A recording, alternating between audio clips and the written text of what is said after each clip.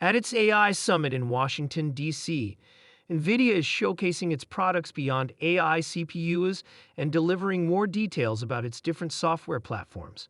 We have Dan Howley from Yahoo Finance for more on this. Dan? Yes, Josh. They essentially spoke extensively, giving a brief overview of Nvidia's history and informing everyone attending the summit in Washington, D.C. Since this is the first time the summit has been held in Washington, D.C. since 2019, they wanted to provide some background information about Nvidia's history before highlighting their software offerings, their success, and their significance to the company.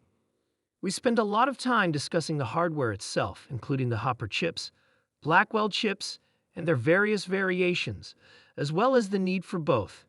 Nvidia appears to be positioning itself as a software firm as well, stating, "Look, we're not just about chips, we're a full package provider. Networking, everything, soup to nuts." Following the hardware explosion, yes, and I believe that's a clear theme in the Nvidia narrative, because the more people use its software, the less likely they are to stop using it. In the future, they'll want to continue using Nvidia. I will therefore remain with Nvidia if I build my AI business on their platforms, rather than switching to AMD or Intel. And now, I'll probably just choose Nvidia if I need to upgrade my chips. I don't want to start again from scratch. Nvidia's method of bringing this to light is crucial. They also discussed their collaborations on robotics and automation learning facilities with Carnegie Mellon University, the University of Pittsburgh, and other academic institutions. They described how several businesses are utilizing Nvidia's software to improve their AI skills, mentioning collaborations with AT&T and other businesses, because it wouldn't make sense to start over without Nvidia. Businesses who are developing or testing software and services on their platform are likely to stick with it. At its AI summit in Washington, D.C., Nvidia is focusing on its expanding software platforms, rather than just AI CPUs.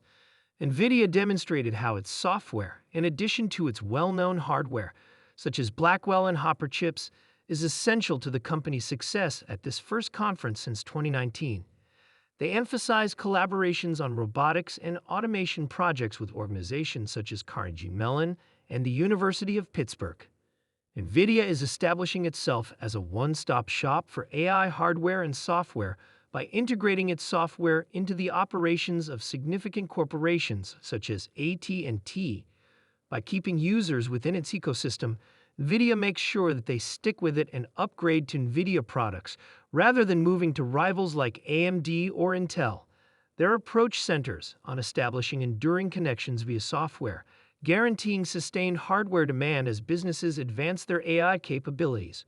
For all the insights, watch the entire video through to the finish. Additionally, remember to hit the subscribe button and give the video a thumbs up if you like to remain up to speed on the most recent Nvidia news. It supports the channel and is completely free. Okay, everyone who's watching Nvidia. At this time, it continues an almost covered maneuver.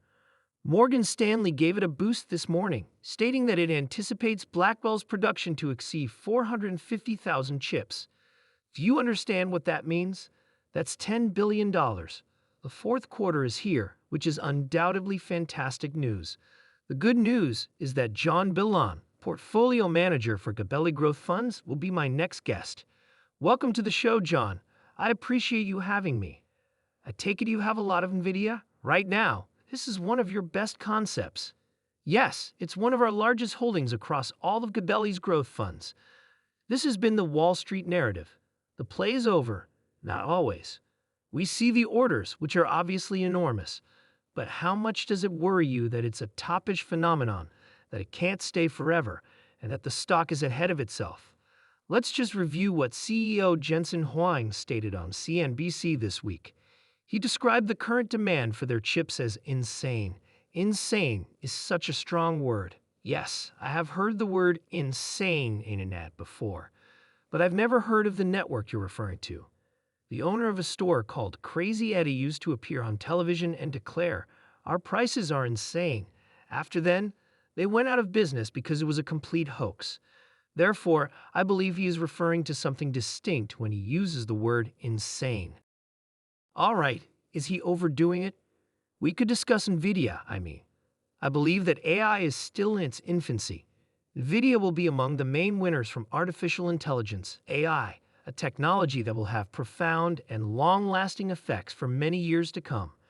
As I saw one of your previous guests discuss the Magnificent Seven and how they are out of date in this rally, I would really defend several of those stocks, including Nvidia.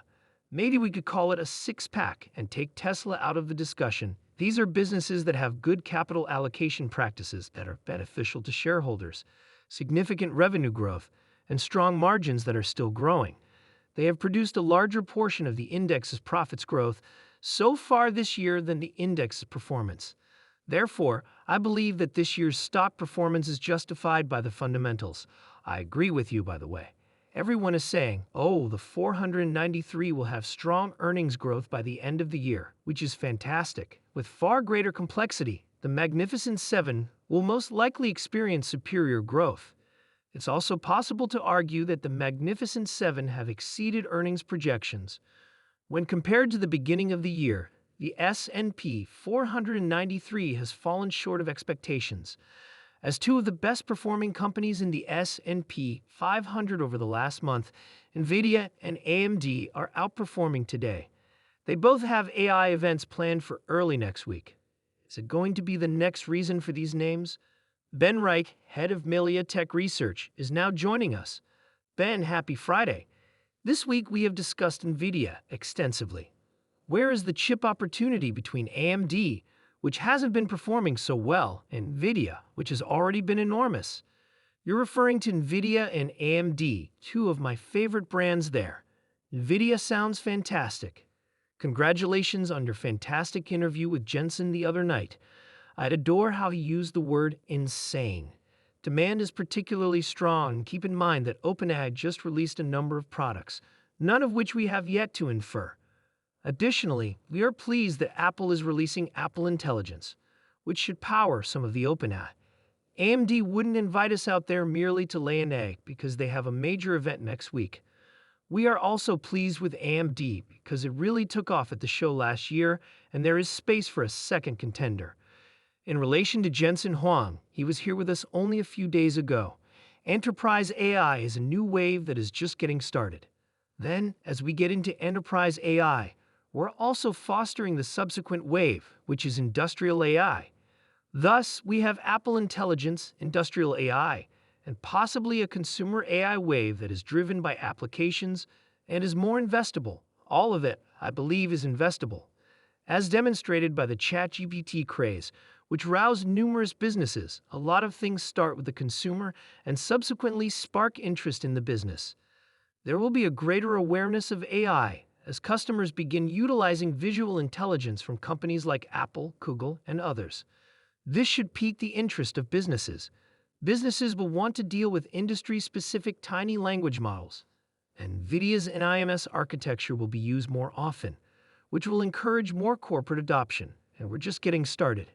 We haven't even seen much interest in Benioff's autonomous AI agents, but I believe Microsoft will be the main driver of this more than a SaaS provider. John, we're just getting started on a lot of fronts. I'm rather thrilled. I hope you enjoyed and learned something from today's video. As always, I wish you the best, and we'll see you in the next one. Music.